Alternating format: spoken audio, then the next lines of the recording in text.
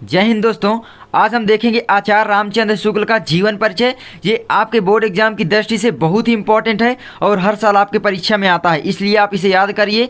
और इसको मैंने अपनी भाषा में लिखा है, कहीं से कॉपी नहीं किया है, मतलब आपको आसान तरीके से याद हो जाएगा। तो चलिए देखते हैं। इसके पहले हम डॉक्टर राजेंद्र प्रसाद का बना चुके हैं, अगर नहीं देखे डिस्क्रिप्शन में लिंक है, जाकर देखिए, हमारी प्लेलिस्ट आप चेक कर सकते हैं।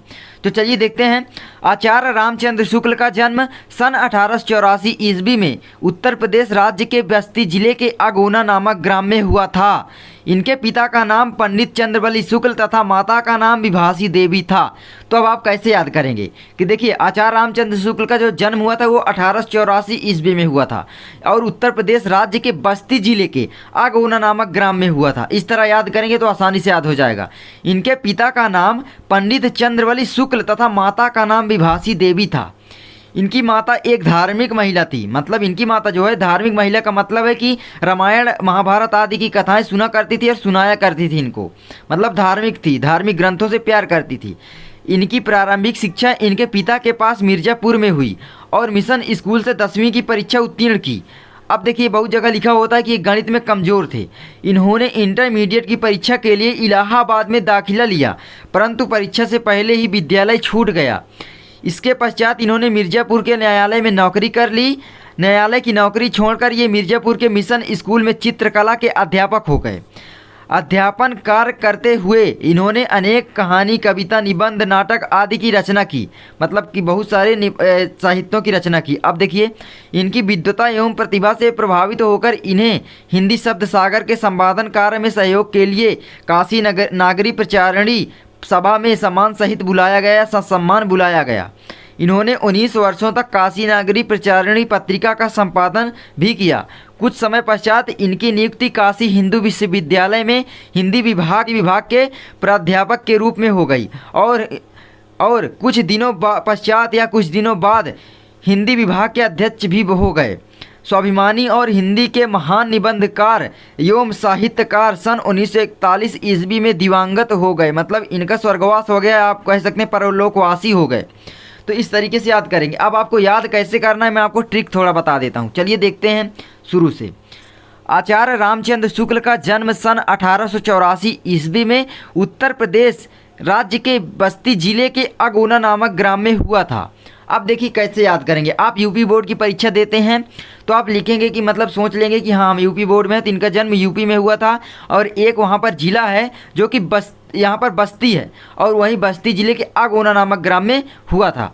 इनके पिता का नाम पंडित चंद्रबली शुक्ल था, इसको तो याद ही करना पड़ेगा, तथा माता का नाम विभासी देवी था। इनकी माता एक धार्मिक महिला थी, मतलब कि धार्मिक का मतलब मैंने पहले ही बता दिया कि धर्म ग्रंथों से प्रेम करती थी और पढ़ा करती थी और इनको भी कहानियाँ सुनाया करती थी। इनकी प्रारंभिक शिक्षा इनके पिता के पास मिर्ज़ापुर में हुई और मिशन स्कूल से 10वीं की परीक्षा उत्तीर्ण की। तो मतलब आप कह सकते हैं केवल 10 तक ही ये पढ़े, क्योंकि इनकी जो है मैथ बहुत कमज़ोर थी और इनका जो है पढ़ने में मन नहीं लगता था मैथ के कारण। इन्होंने इंटरमीडिएट की परीक्षा के लिए इलाहाबाद में दाखिला लिया, मतलब इंटर की परीक्षा के लिए, लेकिन क्या है, परीक्षा से पहले ही विद्यालय छूट गया, मतलब परीक्षा नहीं दे पाए और विद्यालय छूट गया। इसके बाद इन्होंने मिर्ज़ापुर के न्यायालय में नौकरी कर ली, मतलब मिर्ज़ापुर का एक न्यायालय है, वहाँ पर ये नौकरी कर ली। देखिए, मिर्ज़ापुर में क्या है, अपनी पढ़ाई की और वहीं पर ये न्यायालय में नौकरी कर ली। तो इससे आप आसानी से याद कर सकते हैं कि जहाँ पर इन्होंने 10वीं पास किया वहीं पर ये न्यायालय में नौकरी कर ली। न्यायालय की नौकरी छोड़कर ये मिर्ज़ापुर के मिशन स्कूल में चित्रकला के अध्यापक हो गए। अब आपको याद कैसे करना है, इनका ज़्यादातर जुड़ाव मिर्ज़ापुर से था, मतलब आप यहाँ पर देख सकते हैं कि जब न्यायालय कार्य छोड़ा तो यहाँ पर मिर्ज़ापुर के जो मिशन स्कूल है जहाँ से इन्होंने 10वीं की परीक्षा उत्तीर्ण की थी वहीं पर ये अध्यापक हो गए। मतलब आप समझ सकते हैं, जहाँ के पहले स्टूडेंट थे वहीं पर ये अध्यापक बन गए। अध्यापन कार्य करते हुए इन्होंने अनेक कहानी, कविता, निबंध, नाटक आदि की रचना की। आप कह सकते हैं ये एक महान निबंधकार थे, मतलब कि निबंध की गणना में ये सबसे ऊपर माने जाते हैं, मतलब निबंध तो बहुत अच्छा लिखे इन्होंने। इनकी विद्वत्ता एवं प्रतिभा से प्रभावित होकर इन्हें हिंदी शब्द सागर के संपादन कार्य में सहयोग के लिए काशी नगरी प्रचारिणी सभा में ससम्मान बुलाया गया, मतलब ससम्मान सहित बुलाया गया। ये इनकी प्रतिभा को देखकर, ये हिंदी में बहुत मन लगता था और हिंदी को पढ़े थे, मतलब हिंदी में निबंध लिखे, तो इनकी विद्वता और प्रतिभा से बहुत लोग प्रभावित हो गए जो कि काशी नगरी प्रचारिणी सभा में काम करते थे और वो इन्हें इसके संपादन कार्य के लिए बुला लिया। इन्होंने 19 वर्षों तक काशी नागरी प्रचारिणी पत्रिका का संपादन भी किया। आप कह सकते हैं सफल संपादन किया, 19 वर्षों तक किया। कुछ समय पश्चात इनकी नियुक्ति काशी हिंदू विश्वविद्यालय में हिंदी विभाग के प्राध्यापक के रूप में हो गई। मतलब कि हिंदी विभाग के प्राध्यापक बन गए। ठीक है, काशी हिंदू विश्वविद्यालय जो कि है तो काशी में मौजूद है, तो वहाँ पर ये क्या हुए कि हिंदी विभाग के प्राध्यापक के रूप में हो गए, मतलब हिंदी विभाग के प्राध्यापक के रूप पद पर आसीन हो गए। और कुछ दिनों पश्चात ये हिंदी विभाग के अध्यक्ष भी हो गए।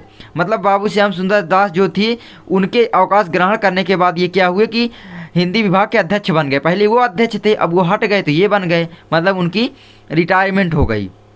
अब देखिए, स्वाभिमानी और हिंदी के महान निबंधकार एवं साहित्यकार सन 1941 ईस्वी में दिवंगत हो गए।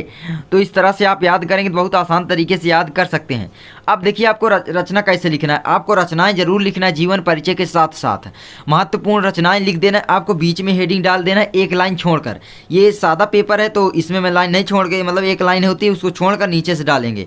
और देखिए मैंने अलग अलग लिख दिया। इनका जो है दोस्तों ये चिंतामणि बहुत ही महत्वपूर्ण निबंध है और आपके परीक्षा में आ सकता है। आपसे पूछ लेता है कि चिंतामणि के लेखक का नाम बताइए, आचार्य रामचंद्र शुक्ल के किसी एक निबंध का नाम लिखिए। मतलब ये पूछा ही जाता है, तो आप इसको याद कर लीजिए कि निबंध है आचार्य रामचंद्र शुक्ल का चिंतामणि और विचार भी थी। देखिए आलोचना है रस मीमांसा त्रिवेणी और सूरदास। मिलते हैं नेक्स्ट वीडियो में, तब तक के लिए जय हिंद, जय भारत, वंदे मातरम।